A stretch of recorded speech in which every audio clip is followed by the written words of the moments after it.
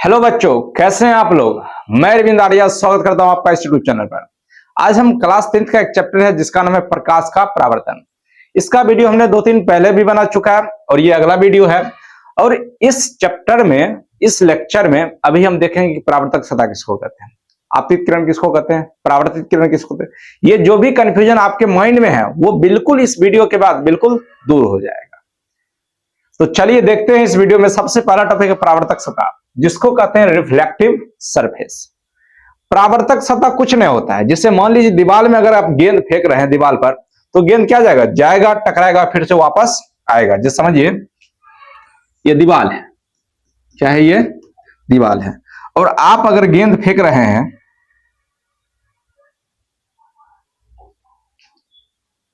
गेंद फेंकते हैं तो गेंद क्या होता है, जाता है, टकराता है और फिर वापस आ जाता है। ऐसे होता है। तो मतलब इससे क्या समझ रहे हैं कि गेंद जा रहा है और दीवार से टकरा कर वापस आ रहा है, इसको कहते हैं परावर्तन। कभी कहते हैं परावर्तन। कोई भी चीज किसी सतह से जाता है, टकराता है और वापस आ जाता है, तो उसको कहते हैं कि परावर्तित हो गया। बस वही काम करता है परावर्तक सतह। इस पर अगर आप प्रकाश किरण भेजते हैं तो उससे टकराएगा, वापस आ जाएगा। मतलब वैसा सतह जो प्रकाश की किरण को क्या कर दे, परावर्तित कर देती है, उसे परावर्तक सतह कहते हैं। जिस समझिए इसी तरह आप एक आईना ले लीजिए, आईना के पीछे रंगा हुआ रहता है, इधर टॉर्च बार दीजिए। क्या बार दीजिए, टॉर्च बार दीजिए। ठीक, अब टॉर्च से क्या होगा, प्रकाश निकलेगा। ठीक, प्रकाश निकलेगा और प्रकाश जाएगा, ऐसे टकराएगा और टकरा कर क्या होगा, वापस आ जाएगा। इसको क्या कहेंगे कि ये जो सतह है जो प्रकाश की किरण को, जो आती हुई प्रकाश किरण को परावर्तित कर देती है, इसी को क्या कहेंगे, परावर्तक सतह कह देंगे। क्या कह देंगे, परावर्तक सतह कह देंगे। क्लियर, बोलो वो क्लियर हुआ कि नहीं हुआ, एकदम क्लियर होना चाहिए, बात समझे। वैसी सतह जो प्रकाश की किरण क्या कर दे, परावर्तित कर दे, उसको क्या कह देंगे, परावर्तक सतह कह देंगे। तो ये सतह आपका क्या हो गया, परावर्तक सतह हो गया। इसी तरह चलिए चलते हैं अगले टॉपिक पर। अगला टॉपिक है आपतित किरण। आप अगर परावर्तक सतह समझ गए तो आपतित किरण भी आपको समझने में बिल्कुल भी देरी नहीं लगेगी। बस वह फोटो है, ठीक।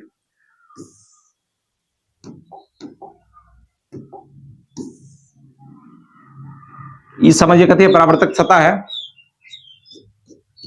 क्या है, परावर्तक सतह। और इस पर कहीं पर जो प्रकाश स्रोत होगा, या चाहे टॉर्च हो या कुछ भी हो, उधर से प्रकाश किरण क्या होगा, आएगा, इस सतह से टकराकर जाएगा। तो जो किसी प्रकाश स्रोत से आती है प्रकाश की किरण, ये मान लीजिए कोई प्रकाश स्रोत है, इससे अगर प्रकाश की किरण आ रही है तो इस किरण को क्या कह देंगे, आपतित किरण कह देंगे। यानी अपवर्तक सतह पर, परावर्तक सतह पर, ये कौन सा सतह है, परावर्तक सतह पर आने वाली किरण को क्या कहते हैं, आपतित किरण कहते हैं। जो किरण, जैसे टॉर्च बार है, कथी बार है, हम टॉर्च बार है, ऐसे टॉर्च बार है, तो इस टॉर्च से प्रकाश किरण क्या होगा, निकलेगा, तो इसी किरण को क्या कह देंगे, आपतित किरण कह देंगे। तो वैसा प्रकाश की किरण जो किसी, क्या हुआ, किसी प्रकाश स्रोत से आती है, या इसमें क्या लिखा हुआ है, किसी माध्यम में स्थित, क्या लिखा है, किसी माध्यम में स्थित प्रकाश स्रोत से आने वाली किरण को क्या कहते हैं, आपतित किरण कहते हैं। कोई माध्यम होबे करेगा, जैसे हवा होता है, अपने आसपास क्या है, हवा है, पानी है, तो कहीं भी जाके टॉर्च मारेंगे उससे प्रकाश निकलेगा ही। तो प्रकाश निकला, किसी परावर्तक सतह पर पड़ा, तो आने वाली जो किरण है इसको कथी कह देंगे, आपतित किरण कह देंगे। यानी इसका नाम क्या हो जाएगा, आपतित किरण। ठीक, इसको शॉर्ट में इंसिडेंट रे, सॉरी इंग्लिश में इंसिडेंट रे कहते हैं, और इसको शॉर्ट में आप IR लिख सकते हैं। IR मतलब होती है इंसिडेंट रे। तो दिक्कत नहीं, किसी माध्यम में स्थित प्रकाश स्रोत से आने वाली प्रकाश की किरण को आपतित किरण कहते हैं। प्रकाश स्रोत किसको कहते हैं, जानने के लिए इससे पहले वाला वीडियो देख लीजिए, उसमें बताया है प्रकाश स्रोत किसको कहते हैं। प्रकाश स्रोत 2 प्रकार के होते हैं, कौन कौन होते हैं, जानने के लिए पिछला वीडियो देख लीजिए, समझे बात। चलिए अगला टॉपिक देखते हैं। अगला टॉपिक है परावर्तित किरण। क्या है, परावर्तित किरण। बस वही बात है, कौन सी बात, जो पहले डिस्कस कर चुके हैं। ये मान लीजिए परावर्तक सतह है, क्या है ये, परावर्तक सतह है। अब किसी प्रकाश स्रोत से प्रकाश की किरण आया, ठीक, प्रकाश की किरण आया, सतह से टकराया और सतह से टकरा कर चल गया। तो ये हो गया मेरा कौन सा किरण, इंसिडेंट रे यानी आपतित किरण। अभी ई आया और परावर्तक सतह से टकराया और टकराकर फिर कहीं चल गया, तो ई परावर्तक सतह से टकराकर जाने वाले किरण को क्या कह देंगे, परावर्तित किरण। यानी परावर्तन होने के बाद कहीं ना कहीं जाएगा किरण, तो जाने वाला जो किरण होगा, जो परावर्तक सतह से टकराकर जाएगा, उसी किरण को क्या कह देंगे, परावर्तित किरण। तो इस किरण का नाम क्या हो गया, परावर्तित किरण हो गया। ठीक, इसको शॉर्ट में कहते हैं RR यानी रिफ्लेक्टेड रे। वही बात लिखा हुआ है, देखिए इस पर, आपतित किरण परावर्तक सतह से टकराकर पुनः उसी माध्यम में वापस लौट जाती है, क्योंकि ये परावर्तन है, उसी माध्यम में लौट जाती है। तो वापस लौटने वाली किरण को क्या कहते हैं, परावर्तित किरण कहते हैं। आपतित किरण आया, परावर्तक से टकराया, पुनः उसी माध्यम में वापस लौट गया, तो लौटने वाली किरण को क्या कहते हैं, परावर्तित किरण कहते हैं। या ऐसे लिख सकते हैं कि परावर्तक सतह से टकराकर जाने वाली किरण को क्या कह देंगे, परावर्तित किरण कह देंगे। तो दो तरीका से परिभाषा लिखा हुआ है, आप किसी तरीका से एग्जाम में लिख सकते हैं। ठीक, चलिए अगला टॉपिक क्या है, अगला टॉपिक है आपतन बिंदु। क्या है, आपतन बिंदु। इसको बढ़िया से तनी देखिएगा, आपतन बिंदु किसको कहते हैं। ये परावर्तक सतह है, ठीक। अब आपतित किरण आया और टकराकर चल गया, ठीक। अब जिस बिंदु पर आपतित किरण आती है, जिस बिंदु पर आपतित किरण आती है, मान लीजिए ये परावर्तक सतह ये बिंदु है जिस पर आपतित किरण आती है, तो इस बिंदु को क्या कह देंगे, आपतन बिंदु। क्या कह देंगे, आपतन बिंदु, ठीक। क्या कह देंगे, आपतन बिंदु। इसको इंग्लिश में भी कह सकते हैं पॉइंट ऑफ इंसिडेंस। क्या कह देंगे, पॉइंट ऑफ इंसिडेंस।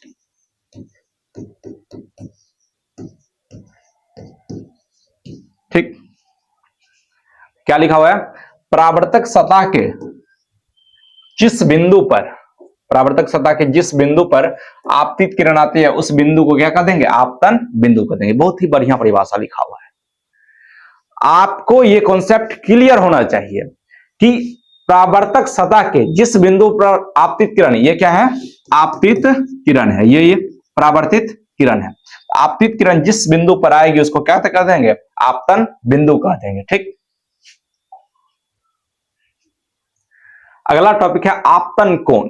क्या है, आपतन कोण, जी समझिए। यह है क्या, परावर्तक सतह।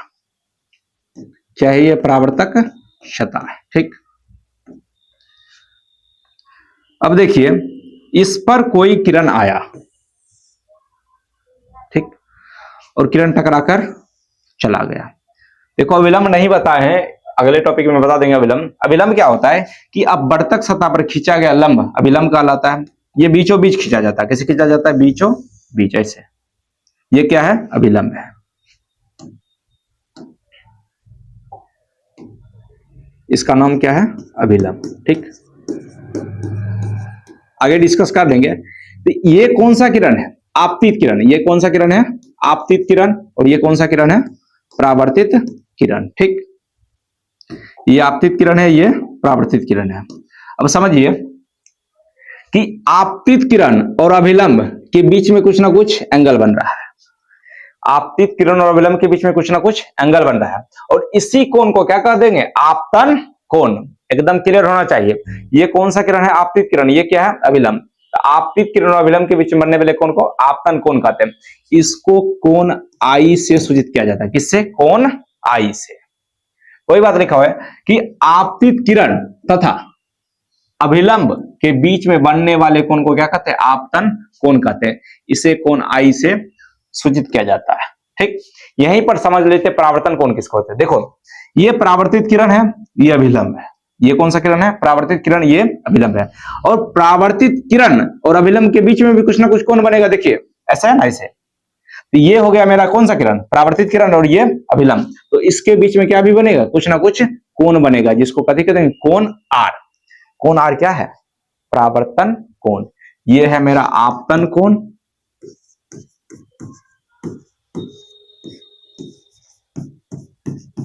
ठीक, और ये कौन सा कोण है? परावर्तन कोण है।